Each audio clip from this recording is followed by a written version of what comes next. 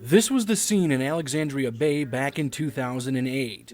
Hundreds voicing their opinions on what would be the first new water level plan for Lake Ontario and the St. Lawrence in more than 50 years. Seen by many as a plan as it was developed, which is pretty good. Obviously some environmental issues, obviously some concerns by riparians and boaters and others, and that's why the new plan is being looked at to really try to accommodate all of the user groups. The International Joint Commission hosting these hearings in 2008 trying to push a plan called 2007D, but it became quickly apparent the North Country wanted nothing to do with it, most saying it would destroy the ecosystem.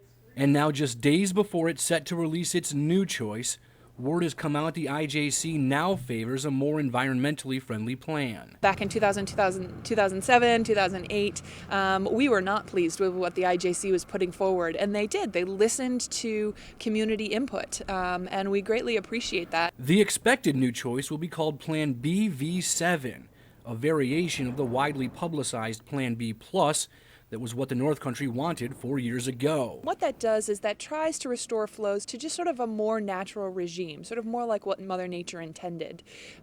It would sort of slightly raise water levels at certain times throughout the years that would allow fish and other animals access to important wetland spawning areas. But not everyone is thrilled.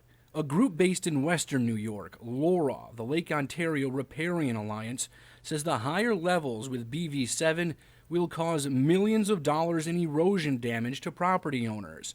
It's already preparing to fight against it.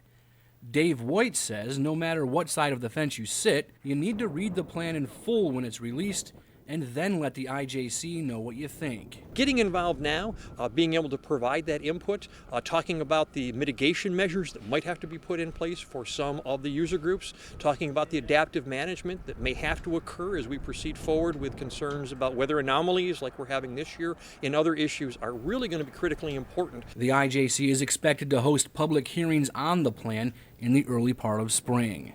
In Clayton, Brian Dwyer, YNN.